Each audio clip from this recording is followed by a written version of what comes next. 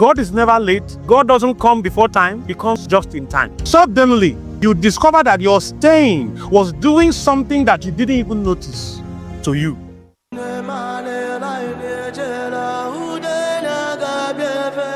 There would be need for different kinds of restoration in our lives. A restoration of your vision. I've lived my life for a few years before where I had no vision for life. Like there was no use living, no hope, no nothing. Yet I was doing very well academically. Anybody that has something, Satan wants to steal it. This is who Satan is. You need to hate Satan. I'm telling you.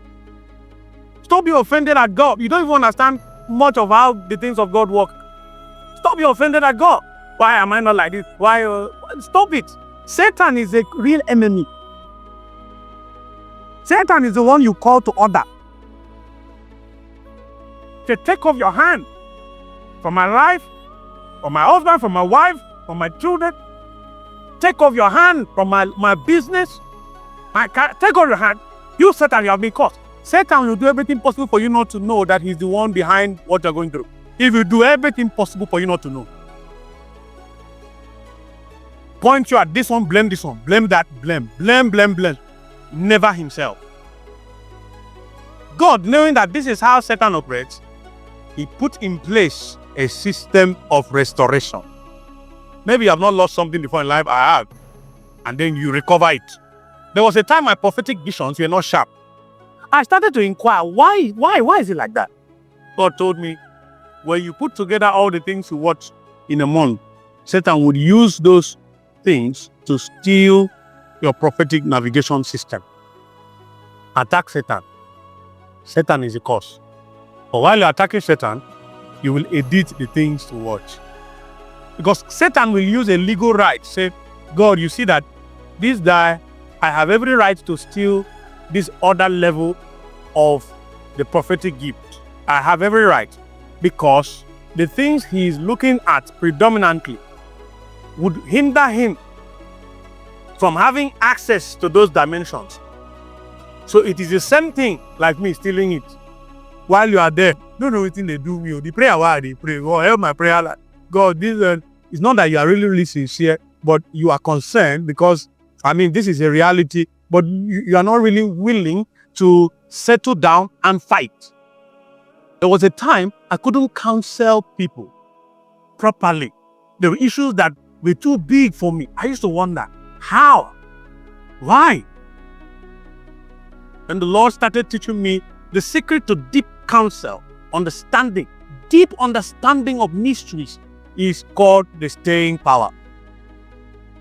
Some people cannot stay like this with the Lord for 3 hours, just staying with the Lord. No, staying. Just staying with God. Some cannot do it. Some 1 hour is difficult. Talk less of 6 hours. Staying power. This is not prayer. This is where you say, I want to stay with the Lord. You keep a book, keep a pen. You just stay. Nothing happens. 1 hour, 2 hours, you are there. Intermittently, you pray in tongues. You meditate on the word of God. You stay. Sleep also, though you doze and you come back. You stay. There is something about staying. It's not really about praying, fasting, shouting. Staying. Because you are disciplining your body doesn't want to stay. Where is God, Wanu? Who are you staying with? Bro, stop joking. That's your body. Then you stand up and lock the door and sit down. You stay. The first day, you stay. The second day, you stay. The third day, you stay. The fourth day, I don't know how many days. God is never late. God doesn't come before time. He comes just in time. Suddenly, you discover that your staying was doing something that you didn't even notice to you. I said, practice staying. I'm not saying pray. Yes, you can be praying once in a while as you're staying. Practice staying. It's called the staying tower.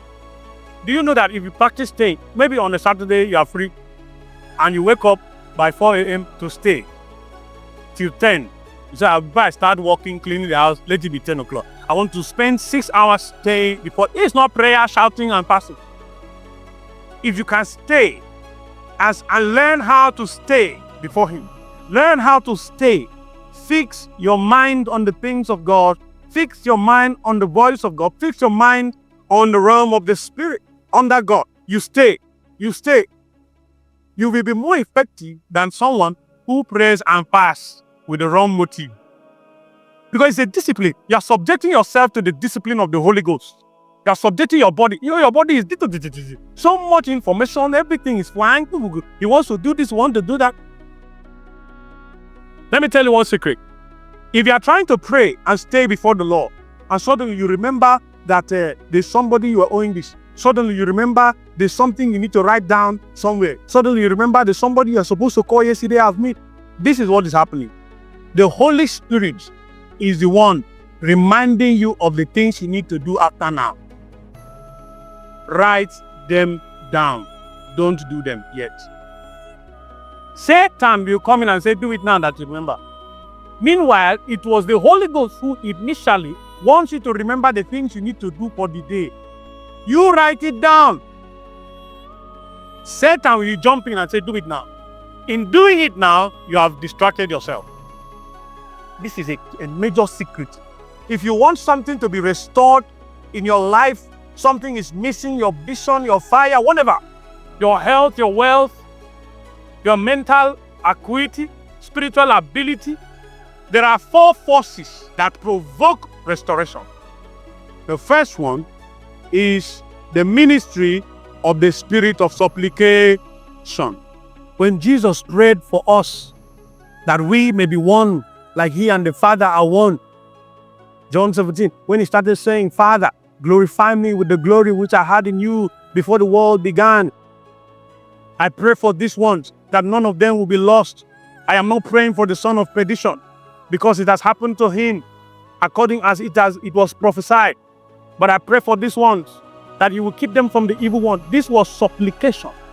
When Jesus was in the Garden of Gethsemane, before He was apprehended and arrested, the place of the most intense prayer in history, when Jesus said, Father, if it is possible, take away this cup from me, but not as I will, but as You will.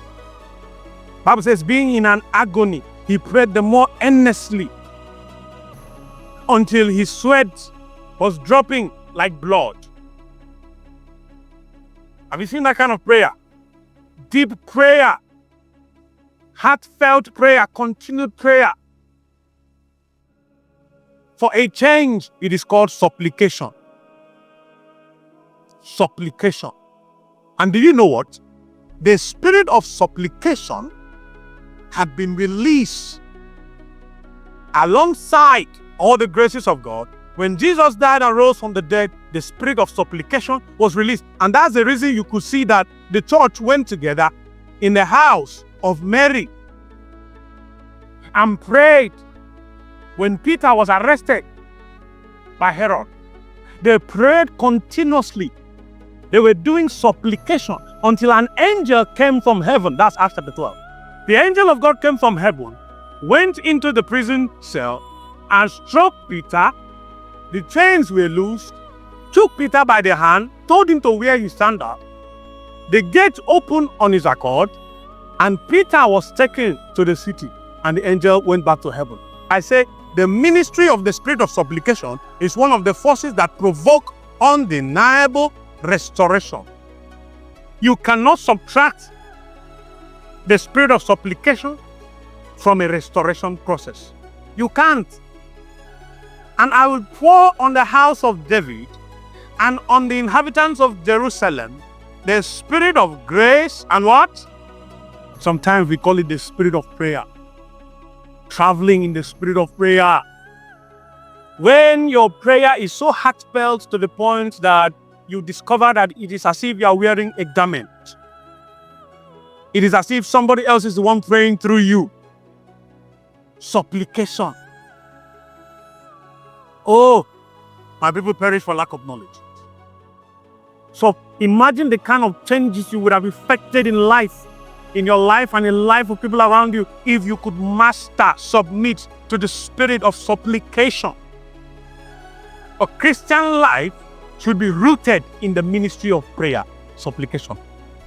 It is the reason Jesus We'll finish preaching and healing the sick. We'll run back to the mountain all night till the next morning. Why? Why should God do like this? And then my own turn comes. I will trust only the things I've read. I will be foolish. God will not even allow it. The jealousy of God is so strong that He would rather I am disgraced and for me to run with human intelligence.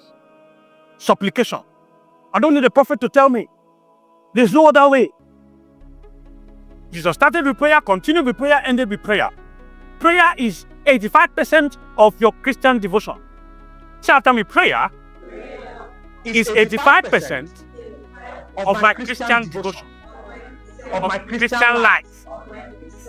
If I don't invest in prayer, I'm joking with life, I'm joking with the devil. The devil, a real enemy that is against me, against the plan of God for my life, I would rather pray. We looked at the 18 verse 1, the Bible says, and Jesus spake to them a parable to the end. The purpose of the parable was that men ought always to pray and not to become cowards. Then he spoke a parable to them that men ought always to pray and not to lose heart, not to be discouraged. It was necessary for them to pray consistently and never quit. Now Jesus was telling the disciples a parable to make the point that at all times they ought to pray and not to give up and lose heart, AMPC, to the effect that they ought always to pray and not to turn coward, not to faint, lose heart or give up. Prayerlessness, if you stay without a consistent praying devotion, your spirit is fainting. Is it like looking for air, looking for food? Your spirit is like that. You are the one walking like this, thinking you are alive. A man that is not praying, the Christian for face, is begging for air. Any small thing is defeated. If you encountered a satanic situation, you can't take authority. No strength, no food, no air, no digestion in your spirit is fainting. The 24 elders in heaven holding containers of gold that contain incense. You know incense now, the Catholic Church fathers used to. These incense, which are the prayers of the... As you pray, whether your prayer makes sense, doesn't make sense, as you are pounding on it, pushing on it, refusing to be discouraged, every day you are at it, every day you are at it, your prayers are converted into vapor, smoke. Your prayers are like perfume collected in the golden containers that the 24 elders are holding before God. Your prayer flavor is distinct from that of another person. The perfume of my prayer is collected in a golden container before God. So as God is inhaling my prayer, He's able to know that this is the person praying, this is what he's praying about, and I'm enjoying so much of perfume from this person more than this person.